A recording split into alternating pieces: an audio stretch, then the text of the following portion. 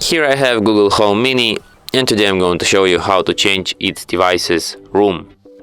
So firstly, you will have to open this Google Home app, then select your Google Home Mini device here, then access its settings by tapping on the gear icon, and here you can change its room. You can set the back garden, cellar, dining room, entryway, garage, and all of the other rooms here. You can also add a custom room, why not? And that's how you can do this. And that's it. Thanks for watching. If you find this tutorial useful, don't forget to hit that like button and subscribe to our channel.